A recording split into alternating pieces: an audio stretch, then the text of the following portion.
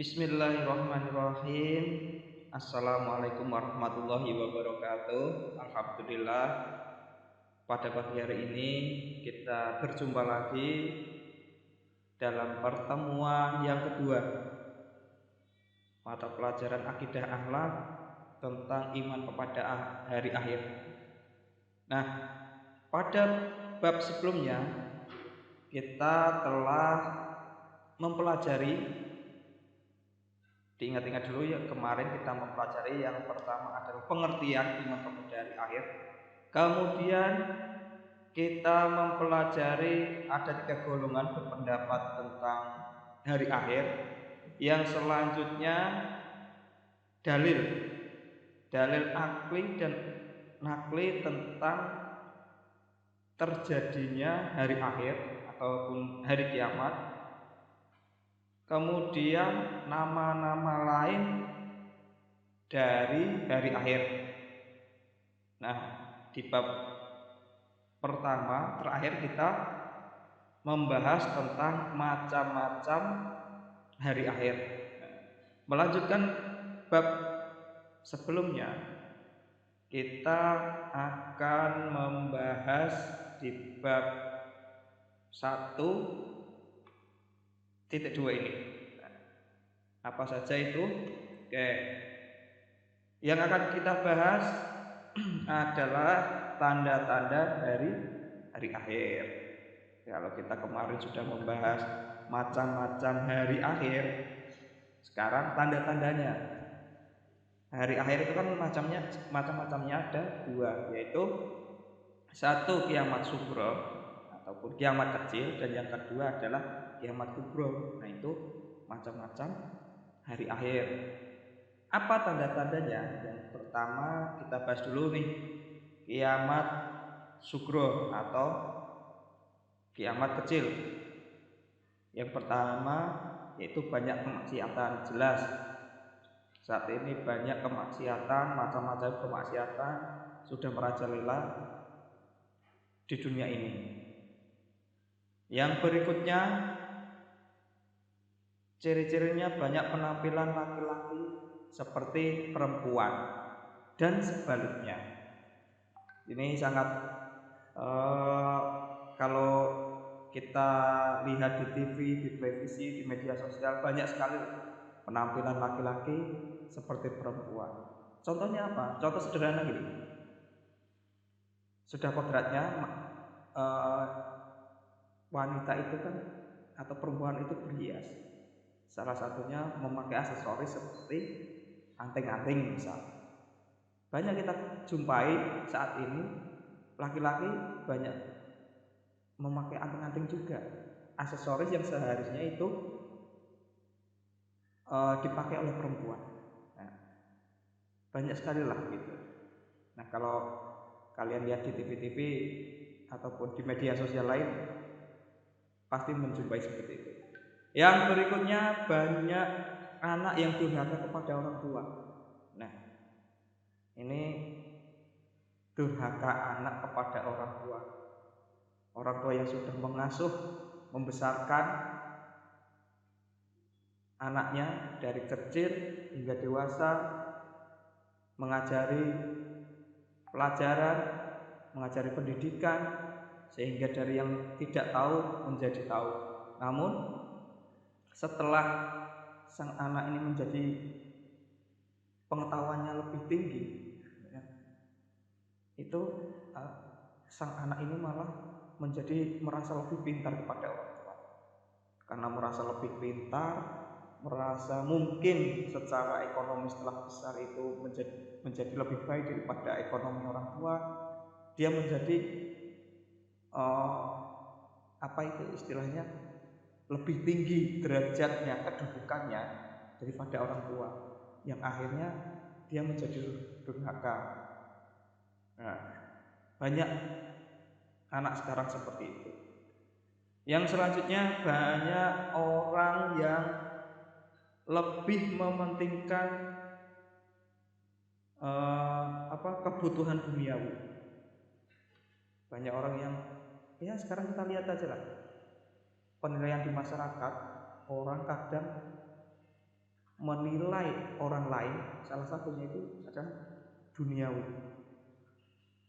Apakah orang itu punya mobil berapa, punya rumah berapa, atau punya perhiasan sebanyak apa, kemewahan seperti apa yang dinilai. Nah, terkadang manusia itu saking pengennya dinilai oleh orang lain, ya kan? Biar saya dipandang orang lain itu menjadi orang yang istilahnya terpandang, dia mementingkan kepentingan duniawi.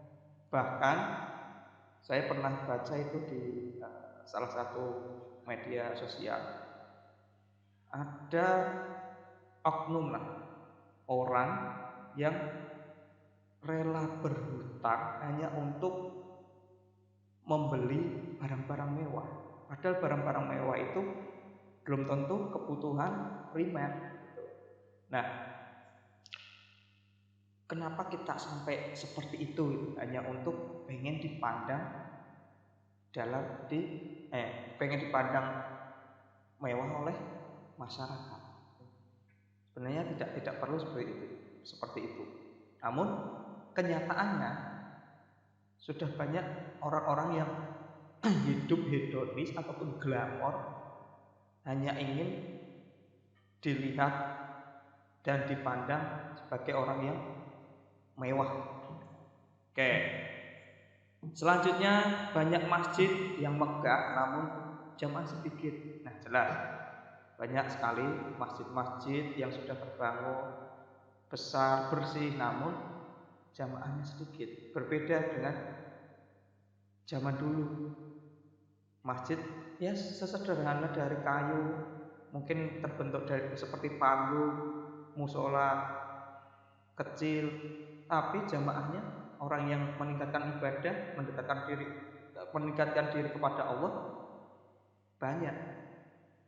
Namun sekarang jarang, malah yang ramai adalah sekarang diantaranya satu pusat perbelanjaan, dua mungkin tempat pariwisata kan, yaitu kalau kalau tempat pariwisata intinya orang lebih menghibur diri itu menghibur ke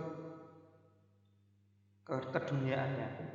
Yaitu sih tidak masalah asal tidak berlebihan.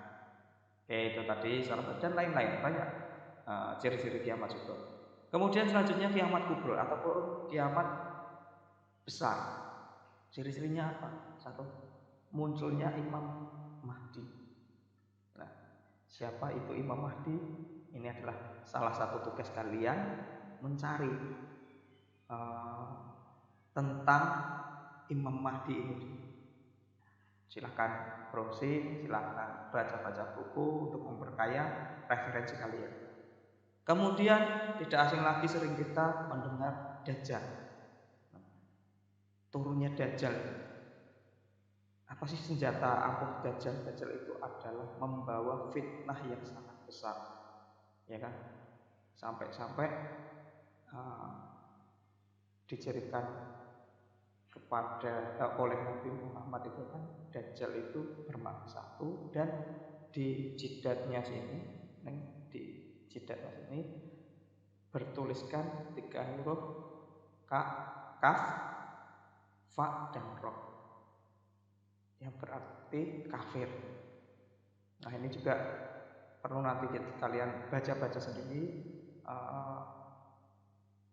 apa itu tentang Dajjal ini. Pertanyaannya, apakah sekarang sudah ada Dajjal? Nah, kalau Dajjal yang seperti digambarkan Nabi Muhammad SAW yang bermata satu, salah satunya, kemudian jidatnya ada tulisan kafaroh tadi, memang belum muncul. Namun banyak orang sifat-sifatnya meniru seperti Dajjal, suka memfitnah, ya kan, salah satunya. Nah, ini kalian baca. Kemudian turunnya Nabi Isa alaihissalam. Nah, kalau keyakinan kita bahwa ketika Nabi Isa dulu kalau yang disalib kan sebenarnya bukan Nabi Isa. Namun Nabi Isa diangkat oleh Allah ke surga, kemudian akan diturunkan nanti di hari akhir. Kemudian kemunculan Ya'juj Ma'juj. Apa itu Ya'juj Ma'juj? Digambarkan bahwa Ya'juj Ma'juj ini telinga kanan bisa menjadi kasut dan telinga kiri bisa menjadi selimut. Ini ada riwayat seperti itu. Kalian cari sendiri apa itu Ya'juj Ma'juj. Binatang melata yang aneh kan. Bahkan diriwayatkan Ya'juj Ma'juj ini adalah hewan yang paling serakah, bahwa air laut akan habis diminum oleh Ya'juj Ma'juj. Dan satu Ya'juj Ma'juj itu tidak akan mati sebelum satu Ya'juj Ma'juj itu tidak akan mati sebelum melahirkan 70 Ya'juj Ma'juj yang lainnya. Nanti saking banyaknya Ya'juj Ma'juj. Nah, kemudian matahari terbit dari barat. Matahari terbit dari barat. Ini bersama dengan keluar asap beracun alias ad-duhan, yang nantinya asap inilah yang akan membunuh Ya'juj Ma'juj. Saking banyaknya nanti yang dapat menghilangkan Ya'juj Ma'juj adalah asap ini. Oke, selanjutnya macam-macam alam gaib yang berhubungan dengan hari akhir. Ini dapat kita gambarkan bahwa sebagai perjalanan hidup kita sebagai manusia, ya kan? Nanti ada gambar, saya kasih gambaran perjalanan hidup manusia. Ini macam-macam alam gaib yang berhubungan dengan hari akhir. Yang pertama alam barzah. Alam barzah yaitu alam kubur. Setelah kita di dunia kemudian meninggal, kita di alam barzah. Kemudian ada yaumul ba'ts atau bangkit dari kubur. Yang berikutnya yaumul hasyr, yaitu digiringnya manusia ke padang mahsyar. Semua dikumpulkan di padang mahsyar. Untuk apa? Untuk diperhitungkan amalnya. Dihitung-hitung dulu amal perbuatan baik dan buruk dihitung. Itulah yang dinamakan yaumul hisab. Setelah dihitung, ditimbang. Baik buruknya kita ditimbang, yang disebut dengan yaumul mizan. Setelah itu kita menuju ke sirat atau jembatan, siratal mustaqim, ya kan? Itu jembatan yang menuju apakah nanti kita ke surga atau neraka. Itu ke yaumul jaza, hari pembalasan. Hari pembalasan itu ya, kalau kalian paling sederhananya kan, semakin banyak berbuat baik kita akan masuk surga. Namun ketika amalan kita banyak yang buruk, ya jelas kita ke neraka. Nah, ini ada gambaran perjalanan kehidupan manusia. Yang pertama alam ruh. Ketika kita ditiupkan ruh ke jasad, ya, kita ruh kita kemudian ketika di alam kandungan umur 4 bulan ruh kita ditiupkan ke jasad kita. Setelah lahir kita di alam dunia. Ya, saat ini kita di sini nih, kita sekarang di sini di dunia. Kemudian di dunia kita akan mati. Itu di alam kubur tadi. Nah, kita alam kubur, kemudian kehancuran alam semesta. Ini kan bukan alam gaib. Cuman memang inilah hari kiamat. Setelah itu, setelah kiamat kita dibangkitkan dari kubur. Nah, di sini siapa yang pertama kali bangkit dari kubur? Diriwayatkan yaitu bahwa yang bangkit pertama kali adalah kekasih Allah, yaitu Nabi Muhammad SAW. Setelah bangkit dari kubur, kita akan dikumpulkan di padang mahsyar. Kita akan diperhitungkan amal baik dan buruk dan akan ditimbang. Nah, setelah itu kita tahu nih, ternyata amal baik dan buruk kita sudah tahu. Disitulah ada syafaat. Syafaat dari siapa yang pemberi syafaat? Ya hanya Nabi Muhammad SAW. Ada hisab, tadi. Kemudian ada bukti. Buktinya apa? Bukti-bukti bahwa amal baik, selama kita berbuat baik siapapun, ada bukti-buktinya. Kita kelak mulut tidak akan berbicara, akan dikunci, tangan akan ngomong sendiri, kaki akan ngomong sendiri. Kaki akan bicara ketika kita berbuat baik, kaki saya selalu diajak ke masjid. Kalau berbuat buruk, kaki saya selalu diajak ke tempat maksiat. Hingga ke mizan, kemudian telaga dan sirat itu tadi jembatan, dan akhirnya finishnya kita kemana? Ke surga atau ke neraka gitu. Nah, itu gambaran saja.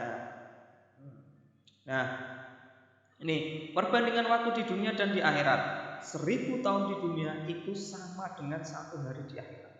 Padahal kita nanti luar biasa, perjalanan kita masih panjang. Nah, sebelum terlambat, ketika kita masih di dunia, perbanyaklah amal baik. Nah, selanjutnya hikmah atau perilaku yang mencerminkan beriman kepada hari akhir. Jelas, yang pertama menjaga pikiran, sikap, dan perilaku tercela agar kita terhindar dari perilaku tercela, dari amal-amal yang tidak baik. Meningkatkan keimanan. Kemudian memperbanyak zikir dan sholawat. Kenapa sholawat? Kita berharap syafaat dari Nabi Muhammad SAW.